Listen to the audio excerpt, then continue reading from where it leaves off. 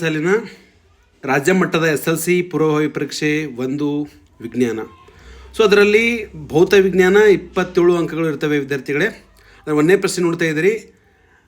ಬಹು ಆಯ್ಕೆ ಪ್ರಶ್ನೆ, ವಿಭವಾಂತರ SI ಕಮ್ಮಿ ಅಂತಂದಾಗ ಉತ್ತರ ವೋಲ್ಟ್ ಆಗಿದೆ.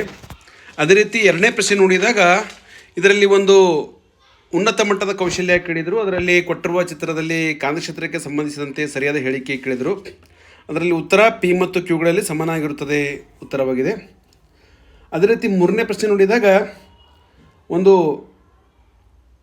ಚಿತ್ರ ಕೊಟ್ಟಿದ್ದರಲ್ಲಿ R1 ಮತ್ತು R2 ಕೋನಗಳಲ್ಲಿ ಯಾವ ಕೋನವು ದೊಡ್ಡದಾಗಿದೆ, ಕಾರಣವೇನು ಅಂತ ಕೊಟ್ಟಿದ್ದಾರೆ.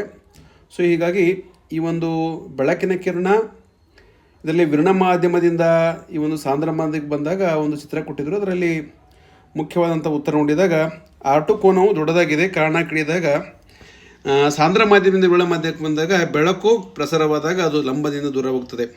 ಅದೇ ರೀತಿ 2 ಸಿಂಬಲ್ ಕೇಳಿದರು. ಆ ಸಿಂಬಲ್ಗಳು ಏನಂತಂದರೆ ರಿಯೋಸ್ಟಾಟ್ ಮತ್ತು ಸಿರಪಟಲಿ ದಾಟಿದ ತಂತಿ. ಹೀಗಾಗಿ ಈ ಒಂದು ವಿದ್ಯುತ್ ಮಂಡಲದಲ್ಲಿ ಉಪಯೋಗಿಸ್ತಕ್ಕಂಥ ಚಿಹ್ನೆಗಳು ಕೂಡ ಕೇಳಿದರು.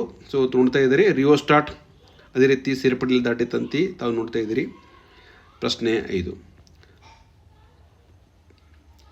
ಸೊ 5ನೇ ಪ್ರಶ್ನೆ ನೋಡಿದಾಗ ಕೆಳಗೆ ಕೊಟ್ಟಿರುವ ಒಂದು ಮಾನವನ ಕಣ್ಣಿನ ಚಿತ್ರ ಕೊಟ್ಟಿದ್ದಾರೆ. ಅದರಲ್ಲಿ ದೃಷ್ಟಿದೋಷವನ್ನು ಹೆಸರಿಸಿ ಕೊಟ್ಟಿದ್ದಾರೆ. ಅದರಿಂದ ಈ ಒಂದು ದೋಷ ಸರಿಪಡಿಸಲಿಕ್ಕೆ ಉಪಯೋಗಿಸುವ ಮೊಸರು ಕೇಳಿದ್ದಾರೆ. ಸೊ ಉತ್ತರ ಸಮೀಪ ದೃಷ್ಟಿದೋಷ, ಇದನ್ನು ನಿವಾರಿಸಲು ನಿಮ್ನ ಮೊಸರವನ್ನು ಉಪಯೋಗಿಸ್ತಾರೆ. ಸೊ 6ನೇ ಪ್ರಶ್ನೆ ಒಂದು ಸಮಸ್ಯೆ ಕೊಟ್ಟಿದ್ದಾರೆ, ಪ್ರಾಬ್ಲಮ್ಸ್. ಸೊ ಆ ಪ್ರಾಬ್ಲಮ್ಸ್ ನೋಡಿದಾಗ ಮುಖ್ಯವಾಗಿ ಒಂದು ವಿದ್ಯುತ್ ಮಂಡಲ ಕೊಟ್ಟಿದ್ದಾರೆ. ಅದರ ಒಟ್ಟು ರೋಧ ನಾವು ಲೆಕ್ಕಾಚಾರ ಮಾಡಬೇಕಾಗಿದೆ.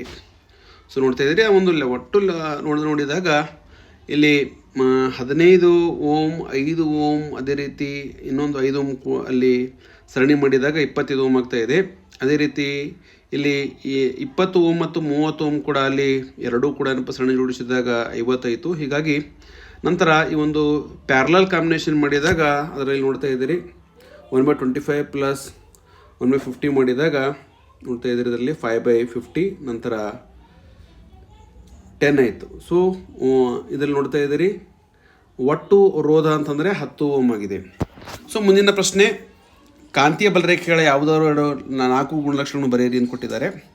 ಸೊ ಇದು ಒಂದು 2 ಅಂಕದ ಪ್ರಶ್ನೆ ಆಗಿದೆ ವಿದ್ಯಾರ್ಥಿಗಳೇ. ಅದೇ ರೀತಿ ಕಾಂತೀಯ ಬಲರೇಖೆಗಳು ಒಂದೊಂದು ಛೇದಿಸುವುದಿಲ್ಲ. ಕಾಂತೀಯ ಬಲರೇಖೆಗಳು ಉತ್ತರ ಧ್ರುವದಲ್ಲಿ ಉತ್ಸರ್ಜಿತವಾಗಿ ದಕ್ಷಿಣ ಧ್ರುವದಲ್ಲಿ ವಿಲೀನಗೊಳ್ಳುತ್ತವೆ. ಅದೇ ರೀತಿ ಅಥವಾ ಕೂಡ ಕ್ವಶನ್ ಇತ್ತು, ಗೃಹ ಬಳಕೆಯ ವಿದ್ಯುತ್ ಮಂಡಲದಲ್ಲಿ ಓವರ್ಲೋಡ್ ತಪ್ಪಿಸಲು ಯಾವ ಮುನ್ನೆಚ್ಚರಿಕೆ ಕ್ರಮ ತೆಗೆದುಕೊಳ್ಳಬೇಕು ಅಂತಿತ್ತು. ಸೊ ಅದನ್ನು ಉತ್ತರ ತಾವು ನೋಡ್ತಾ ಇದ್ದೀರಿ ಯಾವ ಥರ ಅಂತಕ್ಕಂಥದ್ದು. ಅಂದರೆ 8ನೇ ಪ್ರಶ್ನೆ, ದಿಕ್ಸೂಚಿಯನ್ನು ಉಪಯೋಗಿಸಿಕೊಂಡು ಒಂದು ದಂಡಕಾಂತ ಸುತ್ತಲೂ ಕಾಂತೀಯ ಬಲರೇಖೆಗಳು ಬರೆಯುವ ಚಟುವಟಿಕೆ ವಿವರಿಸಿ ಅಂತಿದೆ. ಸೊ ಒಂದು ಪ್ರಯೋಗ ಇದೆ ವಿದ್ಯಾರ್ಥಿಗಳೇ, ಪ್ರಯೋಗ ತಾವು ಕಾಣ್ತಾ ಇದ್ದೀರಿ. ಈ ಪ್ರಯೋಗ ಚೆನ್ನಾಗಿ ವಿವರಿಸಬೇಕು. ಆ ದಂಡಕಾಂತ ತೆಗೆದುಕೊಂಡು ಅಂದರೆ ದಂಡಕಾಂತ ಧ್ರುವದ ಬಳಿ ದಿಕ್ಸೂಚಿ ಇರಿಸಿ ದಿಕ್ಸೂಚಿ ಎರಡೂ ತುದಿಗಳ ನಡುವೆ ಗುರುತು ಮಾಡಬೇಕು. ದಿಕ್ಸೂಚಿ ಉತ್ತರ ಧ್ರುವವು ಮೊದಲು ಆಕ್ರಮಿಸಿದ ಸ್ಥಾನವನ್ನು ದಕ್ಷಿಣ ಧ್ರುವವು ಆಕ್ರಮಿಸುವಂತೆ ದಿಕ್ಸೂಚಿ ಚಲಿಸಬೇಕು. ಇದರ ದಿಕ್ಸೂಚಿಯನ್ನು ದಂಡಕಾಂತದ ಬಳಿ ದಕ್ಷಿಣ ಧ್ರುವ ತಲುಪುವವರೆಗೆ ಮುಂದುವರಿಸಬೇಕು. ಗುರುತು ಮಾಡಿದ ಬಿಂದುಗಳನ್ನು ನಯವಾದ ವಕ್ರರೇಖೆಯನ್ನು ಸೇರಿಸಬೇಕು. ಇದು ಕಾಂತೀಯ ಬಲರೇಖೆಗಳನ್ನು ಪ್ರತಿನಿಧಿಸುತ್ತದೆ ಅಂತ ಒಂದು ಚಿತ್ರ ಇದೆ. ಹೀಗಾಗಿ ಅಲ್ಲಿ ಒಂದು ಸಾಕಷ್ಟು ಕಾಂತೀಯ ಬಲರೇಖೆಗಳಲ್ಲಿ ಗುರುತು ಮಾಡಬಹುದು. ಸೊ 9ನೇ ಪ್ರಶ್ನೆ ನೋಡಿದಾಗ ಒಂದು ರೇಖಾಚಿತ್ರ ಇದೆ ವಿದ್ಯಾರ್ಥಿಗಳೇ. ಪಿನಮಸೂರದ 2F1 ಮತ್ತು F1ಗಳ ಮಧ್ಯೆ ವಸ್ತುವನ್ನು ಇರಿಸಿದಾಗ ಪ್ರತಿಬಿಂಬ ಉಂಟಾಗುವಿಕೆಯನ್ನು ತೋರಿಸುವ ರೇಖಾಚಿತ್ರವನ್ನು ಬರೆಯಿರಿ ಅಂತಿದೆ. ಇಲ್ಲಿ F1 ಅಂತಂದರೆ ಮಸೂರ ಪ್ರಧಾನ ಸಂಗಮ ಅಂತ ನಾವು ಗುರುತು ಮಾಡಬೇಕು ಇಲ್ಲಿ. ಸೊ ನೋಡ್ತಾ ಇದ್ದೀರಿ. ಸೊ ಈ ಥರ ಒಂದು ಉತ್ತಮವಾದ ಚಿತ್ರ ಇಳಿಸಬೇಕು. ಇಳಿಸಿದ ನಂತರ ಅಲ್ಲಿ ಬರಿಬೇಕಾಗ್ತದೆ. ಸೊ ನಂತರ ನೋಡ್ತಾ ಇದ್ದೀರಿ ಕಾಮನಬಿಲ್ಲು ಉಂಟಾಗುವಿಕೆ. ಸೊ ಕಾಮನಬಿಲ್ಲು ಅಂತಂದರೆ ಇದು ಮಳೆಯ ನಂತರ ಆಕಾಶದಲ್ಲಿ ಕಾಣ್ತಕ್ಕಂಥ ನೈಸರ್ಗಿಕ ರೋಹಿತವಾಗಿದೆ. ಸೂರ್ಯನ ವಿರುದ್ಧ ದಿಕ್ಕಿನಲ್ಲಿರ್ತದೆ. ನೀರಿನ ಹನಿಗಳು ಕಿರುಪಟಕದಂತೆ ವರ್ತಿಸುತ್ತವೆ. ಅವು ಸೂರ್ಯನ ಪತನ ಕಿರಣಗಳನ್ನು ವಕ್ರೀಭವಿಸಿ ಚದುರುತ್ತವೆ. ನಂತರ ಆಂತರಿಕವಾಗಿ ಪ್ರತಿಫಲಿಸುತ್ತವೆ. ಅಂತಿಮವಾಗಿ ನೀರಿನ ಹನಿಗಳಿಂದ ಹೊರಬರುವ ವಕ್ರೀಭವನ ಹೊಂದುತ್ತವೆ. ಬೆಳಕಿನ ವರ್ಣಭಜನೆ ಮತ್ತು ಆಂತರಿಕ ಪ್ರತಿಫಲದಿಂದಾಗಿ 7 ಬಣ್ಣಗಳು ಅಲ್ಲಿ ವೀಕ್ಷಕರ ಕಣ್ಣು ತಲುಪುತ್ತವೆ. ಮತ್ತು ಇನ್ನೊಂದು ಕೂಡ ಒಂದು ಪ್ರಶ್ನೆ ಇತ್ತು ವಿದ್ಯಾರ್ಥಿ ತಾವು ಕಾಣ್ತಾ ಇದ್ದೀರಿ. ಬಿಳಿ ಬಣ್ಣದ ರೋಹಿತದ ಪುನರ್ಸಂಯೋಜನೆ ತೋರಿಸುವ ನ್ಯೂಟನ್ ಪ್ರಯೋಗ ವಿವರಿಸಿ ಕೂಡ ಇತ್ತು. ಸೊ ನಂತರ ನೋಡ್ತಾ ಇದ್ದೀರಿ ವರ್ಧನೆ ಎಂದರೇನು, ಇದು 4 ಅಂಕದ ಪ್ರಶ್ನೆ. ವರ್ಧನೆ ಎಂದರೇನು, ಎ ಮತ್ತು ಬಿ. ಅದೇ ರೀತಿ ಒಂದು ಮಸೂರದಿಂದ ಉಂಟಾಗುವ ಪ್ರತಿಬಿಂಬದ ವರ್ಧನೆಯು +2 ಆದರೆ ಮಸೂರದ ವಿಧಾನವನ್ನು ತಿಳಿಸಿ. ಸೊ ವರ್ಧನೆ ಅಂತಂದರೆ ವಸ್ತುವಿನ ಗಾತ್ರವನ್ನು ದೃಷ್ಟಿಗೋಚರವಾಗಿ ವಿಸ್ತರಿಸುವ ಕ್ರಿಯೆ ಒಂದು ಮಸೂರದಿಂದ ಉಂಟಾದ ಪ್ರತಿಬಿಂಬದ ವರ್ಧನೆಯು. +2 ಅಂತಂದರೆ ಆ ಮಸೂರದ ವಿಧವು ಪಿನಂಸರವಾಗುತ್ತದೆ. ಸೊ ಅಲ್ಲಿ ಇನ್ನೊಂದು ಕೂಡ ಪ್ರಶ್ನೆ ಇದೆ ವಿದ್ಯಾರ್ಥಿಗಳೇ. ಆ ಪ್ರಶ್ನೆ ಏನಂತ ನಾನು ತಿಳಿಸ್ತಾ ಇದ್ದೇನೆ. ಸೊ ಇದರಲ್ಲಿ ಮಾಧ್ಯಮ ಎ ವಕ್ರೀಭವನ ಸೂಚ್ಯಂಕವು ಮಾಧ್ಯಮ ಬಿಗಿಂತ ಕಡಿಮೆ ಇದೆ. ಇವುಗಳಲ್ಲಿ ಯಾವ ಮಾಧ್ಯಮದ ಹೆಚ್ಚು ದೃಕ್ ಸಾಂದ್ರತವಾಗಿದೆ, ಇವುಗಳಲ್ಲಿ ಯಾವ ಮಾಧ್ಯಮದಲ್ಲಿ ಬೆಳಕಿನ ವೇಗ ಹೆಚ್ಚಾಗಿರುತ್ತದೆ ಅಂತ ಕೇಳಿದಾಗ ಬಿ ಮಾಧ್ಯಮವು ಹೆಚ್ಚು ದೃಕ್ ಸಾಂದ್ರತವಾಗಿದೆ ಮತ್ತು ಎ ಮಾಧ್ಯಮದಲ್ಲಿ ಬೆಳಕಿನ ವೇಗವು ಹೆಚ್ಚಾಗಿರುತ್ತದೆ. ಸೊ ಅಥವಾ ಕೂಡ ಒಂದು ಪ್ರಶ್ನೆ ಇದೆ ವಿದ್ಯಾರ್ಥಿಗಳೇ, ಅದು ಗೋಳೀಯ ದರ್ಪಣ ವಕ್ರತಾ ಕೇಂದ್ರ ಎಂದರೇನು, ನಿಮ್ನ ದರ್ಪಣದ ಯಾವುದಾದ್ರೂ 2 ಉಪಯೋಗ ಬರೆಯಿರಿ ಅಂತ ಕೂಡ ಕ್ವಶನ್ ಇತ್ತು. ಸೊ ಅದರ ಒಂದು ಉತ್ತರ ತಾವು ಕಾಣ್ತಾ ಇದ್ದೀರಿ. ನಿಮ್ಮ ದರ್ಪಣ ಉಪಯೋಗ ಹಾಗೂ ಈ ಒಂದು ಗೋಳೀಯ ದರ್ಪಣ ವಕ್ರತಾ ಕೇಂದ್ರ ಅಂತಕ್ಕಂಥದ್ದು. ಬೆಳಕಿನ ವಕ್ರೀಭವನ ನಿಯಮಗಳು ಕಾಣ್ತಾ ಇದ್ದೀರಿ. ಸೊ ಬೆಳಕಿನ ವಕ್ರೀಭವನ ನಿಯಮಗಳು ಕೂಡ ಒಂದು ಪ್ರಶ್ನೆ ಅದರಲ್ಲಿ ಇದೆ. ಅದೇ ರೀತಿ ಇನ್ನೊಂದು ಪ್ರಶ್ನೆ ಇದೆ, 12ನೇ ಪ್ರಶ್ನೆ, ಅದು 4 ಅಂಕದಿದೆ. ಸೊ ವಾಹಕ ಅವಲಂಬಿಸಿದ ಅಂಶಗಳು ನೋಡ್ತಾ ಇದ್ದೀರಿ. ಅದೇ ರೀತಿ ಈ ಒಂದು ಜ್ವಲನ ಉಷ್ಣೋತ್ಪಾದನಾ ಗಣಿತೀಯ ರೂಪ ಬರೆಯಿರಿ. ಅದೇ ರೀತಿ ನಿಯಮದ ಪ್ರಕಾರ ಕಾರ್ಯನಿರ್ವಹಿಸುವ ಯಾವುದಾದ್ರು 2 ಸಾಧನ ಕೇಳಿದ್ದಾರೆ. 2 ಸಾಧನ ನೋಡಿದಾಗ ಇಲ್ಲಿ ವಿದ್ಯುತ್ ಹೀಟರ್ ಮತ್ತು ಇಸ್ತ್ರಿ ಪಟ್ಟಿಗೆ ಬರೀಬೇಕಾಗ್ತದೆ. ಸೊ ಅದೇ ರೀತಿ ರಸಾಯನ ವಿಜ್ಞಾನ, ಇದಕ್ಕೆ 25 ಅಂಕಗಳ ಇವೆ ಆತ್ಮೀಯ ವಿದ್ಯಾರ್ಥಿಗಳೇ. ಇದಕ್ಕೆ ಬಿ ಏರಿಯಾ ಅಂತ ಕರಿತೇವೆ ನಾವು. ಸೊ ಇನ್ನೊಂದು ಪ್ರಶ್ನೆ ಕಾಣ್ತಾ ಇದ್ದಾರೆ ಇದರಲ್ಲಿ, ಪ್ರತಿವರ್ತಕ ತಮ್ಮ ಅಯಾನುಗಳನ್ನು ಪರಸ್ಪರ ಬದಲಾಯಿಸಿಕೊಳ್ಳುವ ರಾಸಾಯನಿಕ ಕ್ರಿಯೆ ವಿಧ ಅಂತ ಕೇಳಿದ್ದಾರೆ. ಸೊ ಅದರಲ್ಲಿ ಉತ್ತರ ದ್ವಿಸ್ಪಲ್ಟ ಕ್ರಿಯೆ. ತೇವಪೂರಿತ ಗಾಳಿಯಲ್ಲಿರುವ ಇಂಗಾಲದ ಡೈಆಕ್ಸೈಡನ್ನು ಆವರ್ತಿಸಿದಾಗ ಉಂಟಾಗುವ ಹಸಿರು ಬಣ್ಣದ ಸಂಯುಕ್ತ ಅಂತ ಕೇಳಿದಾಗ ತಾಮ್ರದ ಕಾರ್ಬೊನೇಟ್. ಸೊ 15ನೇ ಪ್ರಶ್ನೆ, ದೊಡ್ಡ ಅಣುಗಳನ್ನು ಉಂಟು ಮಾಡಲು ಕಾರಣವಾದ ಕಾರ್ಬನ್ ಗುಣ ಅಂತಂದರೆ ಇಲ್ಲಿ ಕೆಟ್ನೀಕರಣ. ಸೊ ಅದೇ ರೀತಿ ಇಲ್ಲಿ ಒಂದು ಸರಳವಾದ ಪ್ರಶ್ನೆ ಕೊಟ್ಟಿದ್ದಾರೆ, 1 ಅಂಕಕ್ಕೆ ಒಂದು ಕೋಷ್ಟಕ ಕೊಟ್ಟಿದ್ದಾರೆ. ಅದರಲ್ಲಿ pH ಕೊಟ್ಟಿದ್ದಾರೆ, PQRS ಅಂತ. P ಅಂದರೆ 7, Q ಅಂದರೆ 2, R ಅಂದರೆ 11, S ಅಂದರೆ 5 ಇದೆ. ಸೊ 2 ಕ್ವಶನ್ ಕೇಳಿದ್ದಾರೆ. ಅದರಲ್ಲಿ H+ ಅನಿಲ ಸಾರತೆ ಹೊಂದಿದೆ ಅಂತ ಕೇಳಿದಾಗ ಅದರಲ್ಲಿ Q ಅಂತ ಒಂದು ಉತ್ತರ ಬರ್ತಾ ಇದೆ. ಇನ್ನೊಂದು ತಟಸ್ಥ ದ್ರಾವಣ ಅಂತ ಕೇಳಿದಾಗ ಇಲ್ಲಿ P. ಸೊ 17ನೇ ಪ್ರಶ್ನೆ ನೋಡ್ತಾ ಇದ್ದೀರಿ, ಕಾರ್ಬನ್ ಸಂಯುಕ್ತಗಳ ಹೈಡ್ರೋಜನ್ ಕಣದ ಪ್ರಾಮುಖ್ಯತೆ ನೋಡಿದಾಗ ಇದು ಸಂಗ್ರಹಯೋಗ್ಯ ಕಾಲ ಹೆಚ್ಚಿಸ್ತದೆ. ಅದೇ ರೀತಿ ಉತ್ಕರ್ಷಣ ಕೂಡ ಅಲ್ಲಿ ತಡೆಯುತ್ತದೆ. 12ನೇ ಪ್ರಶ್ನೆ, ಮೆಗ್ನೀಷಿಯಂ ಮತ್ತು ಮ್ಯಾಗ್ನೀಸ್ ಕೊಟ್ಟಿದ್ದಾರೆ. 2ರಲ್ಲಿ ಕೂಡ ಈ ಒಂದು ಲೋಹಗಳು ಪ್ರಬಲ ಉತ್ಕರ್ಷ ಆಮ್ಲದೊಂದಿಗೆ ವರ್ತಿಸಿದಾಗ ಯಾವುದರಲ್ಲಿ ಅನಿಲ ಗುಳಿಗಳು ಉಂಟಾಗ್ತವೆ ಅಂತ ಕೇಳಿದಾಗ ಇಲ್ಲಿ ಉತ್ತರ ಮೆಗ್ನೀಷಿಯಂ ಲೋಹವು ಮ್ಯಾಗ್ನೀಸ್ಗಿಂತ ಹೆಚ್ಚು ಕ್ರಿಯಾಶೀಲವಾಗಿದೆ ಅಂತ ಕೂಡ ಒಂದು ಉತ್ತರವಾಗಿದೆ. ಸೊ 19ನೇ ಪ್ರಶ್ನೆ ನೋಡ್ತಾ ಇದ್ದೀರಿ, ಒಂದು ಚಿತ್ರ ಕೇಳಿದ್ದಾರೆ, ಭಾಳ ಸರಳವಾದಂಥ ಚಿತ್ರ ಇದೆ.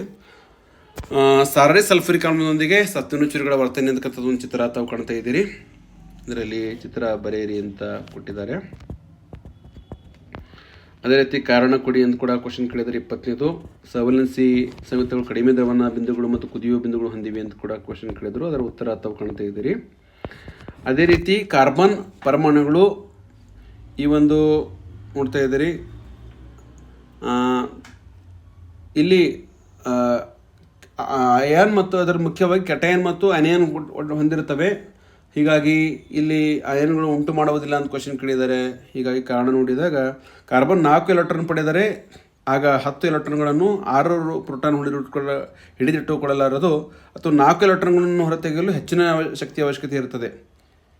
ಹೀಗಾಗಿ ನೋಡ್ತಾ ಇದ್ದೀರಿ, ಬರೀ ಎಲೆಕ್ಟ್ರಾನ್ಗಳೊಂದಿಗೆ ಉಳಿಬೇಕಾಗ್ತದೆ. ಹೀಗಾಗಿ ಕಾರ್ಬನ್ ಪರಮಾಣುಗಳು ಈ ಒಂದು C4 ಋಣಾಯನು ಅಥವಾ C4 ಧನಾಯನು ಉಂಟು ಮಾಡುವುದಿಲ್ಲ ಅಂತ ಪ್ರಶ್ನೆ ಇದೆ.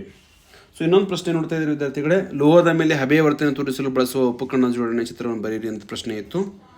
ಸೊ ನೋಡ್ತಾ ಇದ್ದೀರಿ, ಆ ಒಂದು ಪ್ರಶ್ನೆ ನೋಡ್ತಾ ಇದ್ದೀರಿ, ಲೋಹದ ಮೇಲೆ ಹಬೆಯ ವರ್ತನೆ, ಇದು 2 ಅಂಕಕ್ಕಿತ್ತು. ನಂತರ ಭಾಳ ಸರಳವಾದಂಥ ಒಂದು ಬ್ಯಾಲೆನ್ಸ್ ಕೆಳಗಿನ ರಾಸಾಯನಿಕ ಸಮೀಕರಣ ಕೊಟ್ಟಿದ್ದಾರೆ ಸರಿದೂಗಿಸಿ, ಅದು ಒಂದು ಸರಿದೂಗಿಸಿದಂಥ ಒಂದು ರಾಸಾಯನಿಕ ಸಮೀಕರಣ ತಾವು ಕಾಣ್ತಾ ಇದ್ದೀರಿ. ಅದೇ ರೀತಿ ಇನ್ನೊಂದು ಪ್ರಶ್ನೆ ಇದೆ, ರೆಡಾಕ್ಸ್ ಕ್ರಿಯೆ ಎಂದರೇನು. ಅದೇ ರೀತಿ ಒಂದು ಸಮೀಕರಣ ಕೊಟ್ಟಿದ್ದಾರೆ, ಇಲ್ಲಿ ಉತ್ಕರ್ಷಿತ ವಸ್ತು ಯಾವುದು, ಅಪಕರ್ಷಿತ ವಸ್ತು ಅಂತ ಕೊಟ್ಟಿದ್ದಾರೆ, ಅದು ಕೂಡ ಬಹಳ ಮುಖ್ಯ. ಅದೇ ರೀತಿ ನೋಡ್ತಾ ಇದ್ದೀರಿ, ಇದರಲ್ಲಿ ಅಂತರುಷ್ಣಕ ಕ್ರಿಯೆ ಅಂದ್ರೇನು, ಬಹಿರುಷ್ಣಕ ಕ್ರಿಯೆ ಅಂದ್ರೇನು ಕೂಡ ಕೇಳಿದ್ದಾರೆ, ವ್ಯತ್ಯಾಸ. ತದನಂತರ ಇನ್ನೊಂದು 23ನೇ ಪ್ರಶ್ನೆ ನೋಡ್ತಾ ಇದ್ದೀರಿ, ಎಲೆಕ್ಟ್ರಾನ್ಗಳ ಒಳಗಡೆಯನ್ನು ಸೋಡಿಯಂ ಕ್ಲೋರೈಡ್ ಅಣು ಉಂಟಾಗುವಿಕೆ ವಿವರಿಸಿ ಕೂಡ ಕೊಟ್ಟಿದ್ದಾರೆ.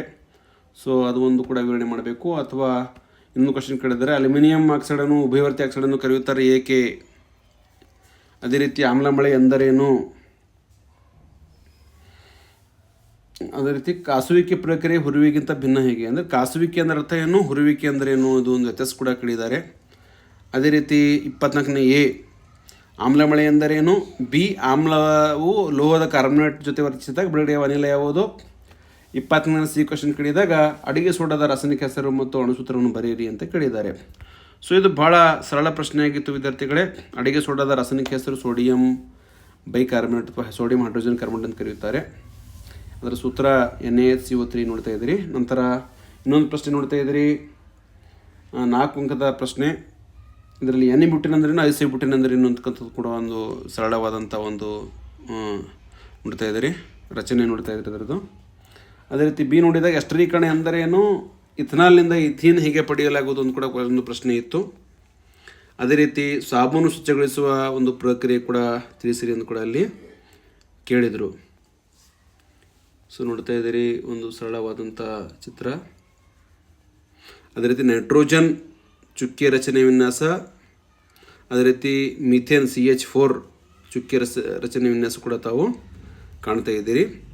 ಸೊ ಸಾಬೂನು ಸ್ವಚ್ಛಗೊಳಿಸುವ ಪ್ರಕ್ರಿಯೆ ಕೂಡ ತಾವು ಕಾಣ್ತಾ ಇದ್ದೀರಿ. ಯಾವ ಥರ ಸಾಬೂನು ಸ್ವಚ್ಛಗೊಳಿಸ್ತದೆ ಅಂತಕ್ಕಂಥದ್ದು ತಾವು ಈ ಒಂದು ಉತ್ತರ ಮೂಲಕ ತಾವು ನೋಡ್ತಾ ಇದ್ದೀರಿ. ವಿದ್ಯಾರ್ಥಿಗಳು ಚೆನ್ನಾಗಿ ಓದಿಕೊಂಡು ಇಂಥ ಪ್ರಶ್ನೆಗಳನ್ನು ತಾವು ವಿವರಣೆ ಸಂಪೂರ್ಣವಾಗಿ ಬರೆಯಬೇಕು. ನಂತರ ಜೀವವಿಜ್ಞಾನ ವಿದ್ಯಾರ್ಥಿಗಳೇ, ಸಿ ಏರಿಯಾ ಸಂಬಂಧಪಟ್ಟಿದ್ದು ಜೀವವಿಜ್ಞಾನ. ಅದರಲ್ಲಿ 28 ಅಂಕಗಳು ಬರ್ತಾ ಇವೆ. ಸೊ ಒಂದನೇದು ರೈಜೋಪಸ್ ಹೊಸ ಸಂತತಿಗಳು ಉತ್ಪಾದಿಸುವ ಪ್ರಕ್ರಿಯೆ ಅಂದರೆ ಬೀಜಗಳ ಉತ್ಪಾದನೆ. ಕೆಳಗಿನವುಗಳಲ್ಲಿ ಭಾಷಾವಿಸ್ತರಣೆಗೆ ಸಂಬಂಧಪಟ್ಟಂಥ ಸರಿಯಾಗಿಲ್ಲದ ಒಂದು ಹೇಳಿಕೆ ಅಂತಂದರೆ ಅದು ಆಹಾರ ಅಣುಗಳ ಚಲನೆಗೆ ಅಭಿಸರಣ ಒತ್ತಡವನ್ನು ಸೃಷ್ಟಿಸುತ್ತದೆ ಅಂತಕ್ಕಂಥದ್ದು. ನಂತರ 22ನೇ ಪ್ರಶ್ನೆ, ಹೂ ಬಿಡುವ ಸಸ್ಯಗಳ ಲೈಂಗಿಕ ಸಂತಾನ ಕ್ರಿಯೆಯಲ್ಲಿ ಕ್ರಮಾನುಗತವಾಗಿ ಜರುಗುವ ಹಂತಗಳು ನೋಡಿದಾಗ ಡಿ. ಪರಾಗಸ್ಪರ್ಶ, ನಿಷೇಚನ, ಭ್ರೂಣ, ಬೀಜ. ನಂತರ ತೆರೆದ ಪತ್ರದಿಂದ ಚಿತ್ರ ಬಿಡಿಸಿ ಅಂತ ಕೇಳಿದರು. ಸೊ ನೋಡ್ತಾ ಇದ್ದೀರಿ, ಉತ್ತಮವಾದ ಚಿತ್ರ ತಾವು ಕಾಣ್ತಾ ಇದ್ದೀರಿ. 30ನೇ ಪ್ರಶ್ನೆ ಭಾಳ ಮಹತ್ವವಾದ ಪ್ರಶ್ನೆ ಇದ್ದಿದ್ದು, ಮಾನವರಲ್ಲಿ ಗಂಡು ಮಗುವಿನ ಲಿಂಗವು ಹೇಗೆ ನಿರ್ಮಿತವಾಗ್ತದೆ ಅಂತ ನೋಡ್ತಾ ಇದ್ದೀರಿ. ಸೊ ಮಾನವರಲ್ಲಿ ಗಂಡು ಮಗುವಿನ ಲಿಂಗವು ಗಂಡಿನಿಂದ ನಿರ್ಮಿತವಾಗುತ್ತದೆ. ಗಂಡಿನಿಂದ ಬಂದ ವೈ ವರ್ಣತಂತುವು ಗಂಡು ಮಗುವಿನ ಲಿಂಗಕ್ಕೆ ಕಾರಣವಾಗುತ್ತದೆ. ಸೊ 31ನೇ ಪ್ರಶ್ನೆ ನೋಡ್ತಾ ಇದ್ದೀರಿ. 2 ಚಿತ್ರ ಕೊಟ್ಟರು, ಮುಟ್ಟಿದರೆ ಮುನಿ, ಅದೇ ರೀತಿ ಒಂದು ಸಸ್ಯಗಳಲ್ಲಿ ಬಳ್ಳಿ. ಸೊ ಮುಟ್ಟಿದರೆ ಮುನಿಯಲ್ಲಿ ಸ್ಪರ್ಶ ಭಾಗದಲ್ಲಿ ನೀರಿನ ಪ್ರಮಾಣ ಬದಲಿಸಿ ತಮ್ಮ ಆಕಾರ ಬದಲಿಸ್ತವೆ. ಅದೇ ರೀತಿ ಬಿ ನೋಡಿದಾಗ ಸೊ ಆಧಾರದೊಂದಿಗೆ ಸಂಪರ್ಕದಲ್ಲಿರುವ ಕುಡಿಯ ಒಂದು ಭಾಗ ಆಧಾರದಲ್ಲೂ ಕೂಡ ಸುತ್ತಲೂ ವೃತ್ತಾಕಾರದಲ್ಲಿ ಆವರಿಸಿ ಅದೇ ಕಂಡುಕೊಡುತ್ತದೆ. ಅಪಧಮನಿ ಅಂದ್ರೇನು, ಅಭಿಧಮನಿ ಅಂದ್ರೇನು ಒಂದು 2 ಅಂಕದ ಒಂದು ಪ್ರಶ್ನೆ ಕೇಳಿದ್ದಾರೆ. ಅದರಲ್ಲಿ ವ್ಯತ್ಯಾಸ ಕೇಳಿದ್ದಾರೆ. ಸೊ ಅಪಧಮನಿ, ಅಭಿಧಮನಿ ವ್ಯತ್ಯಾಸ ಕೂಡ ತಾವು ನೋಡಬೇಕು. ಅದೇ ರೀತಿ ಅಥವಾ ಒಂದು ಪ್ರಶ್ನೆ, ವಾಯುವಿಕ ಮತ್ತು ಅವಿಕ ಉಸಿರಾಟಗಳ ನಡುವಿನ ವ್ಯತ್ಯಾಸ ಕೇಳಿದ್ದಾರೆ. ನೋಡ್ತಾ ಇದ್ದೀರಿ, ವಾಯುವಿಕ ಮತ್ತು ಅವೈಕ. ನಂತರ 33ನೇ ಪ್ರಶ್ನೆ ನೋಡ್ತಾ ಇದ್ದೀರಿ. ಗ್ರಾಹಕಗಳು ಅಂದರೆ ಒಂದು ಗೊತ್ತಾಗದೆ ಮುಳ್ಳಿನ ಮೇಲೆ ಕಾಲಿಟ್ಟಾಗ ನಾವು ನಮ್ಮ ಕಾಲನ್ನು ಹಿಂದಕ್ಕೆ ತೆಗೆದುಕೊಳ್ಳುತ್ತೇವೆ. ಈ ಪ್ರಕ್ರಿಯೆಯಲ್ಲಿ ಸಂಭವಿಸುವ ಘಟನೆ ಕೇಳಿದ್ದಾರೆ. ನೋಡ್ತಾ ಇದ್ದೀರಿ, ಗ್ರಾಹಕ ನೋವಿನಿಂದ ಪ್ರಚೋದನೆ ಸ್ವೀಕರಿಸುತ್ತವೆ. ಸಂದೇಶಗಳು ಜ್ಞಾನವಾಹಿ ನರದ ಮೂಲಕ ಮಿದುಳಿಗೆ ಬೀಳುತ್ತವೆ. ಪ್ರಕ್ರಿಯೆಗಳು ಕ್ರಿಯಾವಾಹಿ ನರಕ್ಕೆ ಸಂಬಂಧಪಟ್ಟೆ ಕಲ್ಪಿಸುವ ನರದ ಮೂಲಕ ತಲುಪುತ್ತವೆ. ನಂತರ ಪ್ರತಿಕ್ರಿಯೆಗಳು ಕ್ರಿಯಾವಾಹಿ ನರದ ಮೂಲಕ ಕಾರ್ಯನಿರ್ವಾಹಕವನ್ನು ತಲುಪುತ್ತವೆ. ಸ್ನಾಯುಗಳು ಕಾಲನ್ನು ಹಿಂದಕ್ಕೆ ಎಳೆದುಕೊಳ್ಳುತ್ತವೆ. ನಂತರ ಮೀಡಿಯನ್ ಚಿತ್ರ ಕೇಳಿದರು ಒಂದು 3 ಅಂಕಕ್ಕೆ. ಸೊ ಈಗ ಅದರಲ್ಲಿ ಮಹಾಮಸ್ತಿಷ್ಕ ಮತ್ತು ಹೈಪೋಥಿಲಮಸ್ ಗುರುತು ಮಾಡಕ್ಕೆ ಕೇಳಿದರು. ನಂತರ 35ನೇ ಪ್ರಶ್ನೆ ಭಾಳ ಸರಳವಾಗಿತ್ತು. ಅದು ಏಕತಳೀಕರಣ ಒಂದು ಸಂಕರಣ ಕೇಳಿದರು. ಸೊ ನೋಡ್ತಾ ಇದ್ದೀರಿ, capital T, small T. So ಈ ಥರ ಚಕ್ಕರ್ ಬೋಟ್ ಹಾಕಿದಾಗ ವ್ಯಕ್ತರೂಪ 3:1, ಜಿ ನಮೂನೆ 1:2:1 ಇದೆ. ಸೊ 36ನೇ ಪ್ರಶ್ನೆ ನೋಡ್ತಾ ಇದ್ದೀರಿ. ಒಂದು ಆಹಾರ ಸರಪಣಿ ಕೊಟ್ಟಿದ್ರು. ಆ ಆಹಾರ ಸರಪಣಿಯಲ್ಲಿ ಹಾನಿಕಾರಕ ರಾಸಾಯನಿಕ ಸಂಗರವನ್ನು ಹೆಚ್ಚು ಹೊಂದಿರುವ ಜೀವಿ ಅಂತಂದರೆ ಹಾವು. ಅದೇ ರೀತಿ ಕಪ್ಪೆಯಿಂದ ಶಕ್ತಿಯು ಪುನಃ ಮಿಡತೆಗೆ ಹಿಂದಿರುಗುವುದೇ? ನಿಮ್ಮ ಉತ್ತರವನ್ನು ಸ್ಪಷ್ಟಪಡಿಸಿ ಅಂತ ಕೇಳಿದ್ರು. ಸೊ ಕಪ್ಪೆಯಿಂದ ಶಕ್ತಿಯು ಪುನಃ ಮಿಡತೆಗೆ ಹಿಂದಿರುಗಲು ಸಾಧ್ಯವಿಲ್ಲ, ಯಾಕಂದರೆ ಶಕ್ತಿ ಸಂಚಾರವು ಏಕಮುಖವಾಗಿರುತ್ತದೆ ಅಂತ ಕೇಳಿದ್ರು. ಸೊ ಅಥವಾ CFC ಬಗ್ಗೆ ಕೇಳಿದ್ರು. CFC ಮುಕ್ತ ರೆಫ್ರಿಜರೇಟರ್ಗಳು ಉತ್ಪಾದಿಸುವುದು ಕಡ್ಡಾಯವಾಗಿದೆ ಅಂತ ಕೇಳಿದರು. ಅದೇ ರೀತಿ ಪ್ಲಾಸ್ಟಿಕ್ಗಳು ಪರಿಸರದಲ್ಲಿ ದೀರ್ಘಕಾಲದವರೆಗೆ ಉಳಿತವೆ ಅಂತ ಕೂಡ ಕ್ವಶನ್ ಕೇಳಿದರು. ಸೊ ನೋಡ್ತಾ ಇದ್ದೀರಿ, ಒಂದು ಉತ್ತರ ನೋಡ್ತಾ ಇದ್ದೀರಿ. ಸೊ ವಿದ್ಯಾರ್ಥಿಗಳು ಇಂಥ ಪ್ರಶ್ನೆಗಳನ್ನು ಚೆನ್ನಾಗಿ ಓದಿಕೊಂಡು ಆ ಒಂದು ವೈಜ್ಞಾನಿಕರಣ ತಾವು ಬರೀಬೇಕು. 32ನೇ ಪ್ರಶ್ನೆ, ಕೊಬ್ಬುಗಳ ಎಮಲ್ಸೀಕರಣ ಎಂದರೇನು? ಕೊಬ್ಬುಗಳ ಎಮಲ್ಸೀಕರಣ ಅಂದರೆ ಸಂಕೀರ್ಣ ಕೊಬ್ಬುಗಳು ಸರಳ ಕೊಬ್ಬುಗಳನ್ನಾಗಿ ಪರಿವರ್ತಿಸುವ ಪ್ರಕ್ರಿಯೆಯನ್ನು ಕೊಬ್ಬುಗಳ ಎಮಲ್ಸೀಕರಣ ಅಂತ ಕರೆಯುತ್ತಾರೆ. ದೊಡ್ಡ ದೊಡ್ಡ ಕೊಬ್ಬಿನ ಕಣಗಳ ಮೇಲೆ ಕಿಣ್ವಗಳು ವರ್ತಿಸಲಾರವು. ಅದೇ ರೀತಿ ಅದರಲ್ಲಿ ಬಿ ಆಪ್ಷನ್ ಇತ್ತು, ದ್ಯುತಿ ಸಂಶ್ಲೇಷಣೆ ಪ್ರಕ್ರಿಯೆಯಲ್ಲಿ ಸಸ್ಯಗಳಲ್ಲಿ ಜರುಗುವ ಘಟನೆಯನ್ನು ಬರೆಯಿರಿ ಅಂತ ಇತ್ತು. ಇದು 4 ಅಂಕದ ಪ್ರಶ್ನೆ ಇದೆ, ಎ ಮತ್ತು ಬಿ. ಸೊ ನೋಡ್ತಾ ಇದ್ದೀರಿ, ಕ್ಲೋರೋಫಿಲ್ನ ಬೆಳಕಿನ ಶಕ್ತಿ ಹೀರುವಿಕೆ, ಬೆಳಕಿನ ಶಕ್ತಿಯನ್ನು ರಾಸಾಯನಿಕವಾಗಿ ಪರಿವರ್ತನೆ ಆಗ್ತದೆ. ನಂತರ ನೀರಿನ ಅಣುಗಳು ಹೈಡ್ರೋಜನ್ ಮತ್ತು ಆಕ್ಸಿಜನ್ ಆಗಿ ಆಗ್ತದೆ. ಕಾರ್ಬನ್ ಡೈಆಕ್ಸೈಡ್ ಕಾರ್ಬನೇಟ್ ಆಗಿ ಕಾರ್ಬೋಹೈಡ್ರೇಟ್ ಆಗಿ ಪರಿವರ್ತನೆ ಆಗ್ತದೆ. 32ನೇ ಪ್ರಶ್ನೆ ನೋಡ್ತಾ ಇದ್ದೀರಿ. ಇಲ್ಲಿ ಎ ಬಿ ಇದೆ. ಅದರಲ್ಲಿ ಎ ಮಾನವ ಸ್ತ್ರೀ ಸಂತಾನೋತ್ಪತ್ತಿಯಲ್ಲಿ ಅಂಡವೊಂದು ಭ್ರೂಣವಾಗಿ ಅಭಿವೃದ್ಧಿಗೊಳ್ಳುವ ಪ್ರಕ್ರಿಯೆ ವಿವರಿಸಿ ಅಂತಿದೆ. ಅದೇ ರೀತಿ ಬಿ ಲೈಂಗಿಕ ಸಂಪರ್ಕ ರೋಗಗಳು ಎಂದರೇನು, ಯಾವುದಾದ್ರೂ 2 ಉದಾಹರಣೆಯನ್ನು ಬರೆಯಿರಿ ಅಂತಿದೆ. ಅಥವಾ ಸೊ ಇದು ಬರಲಾದರೂ ಕೂಡ ಇನ್ನೊಂದು ಆಪ್ಷನ್ ಕೂಡ ಇದೆ 5 ಅಂಕಕ್ಕೆ. ಅಲೈಂಗಿಕ ರೀತಿ ಸಂತಾನೋತ್ಪತ್ತಿ ಕ್ರಿಯೆ ಎಂದರೇನು, ತುಂಡರಿಕೆ ಮತ್ತು ವಿದಳನ ನಡುವಿನ ವ್ಯತ್ಯಾಸಗಳೇನು. ಅದೇ ರೀತಿ ಬಿ ಕಾಳಜಿ ರೀತಿ ಸಂತಾನೋತ್ಪತ್ತಿಯ ಅನುಕೂಲಗಳನ್ನು ತಿಳಿಸಿ ಅಂತಿದೆ. ಸೊ ನೋಡ್ತಾ ಇದ್ದೀರಿ, ಇಷ್ಟು ಮುಖ್ಯವಾದಂಥ ಒಂದು ಪ್ರಶ್ನೆ ಆಗಿತ್ತು ವಿದ್ಯಾರ್ಥಿಗಳೇ.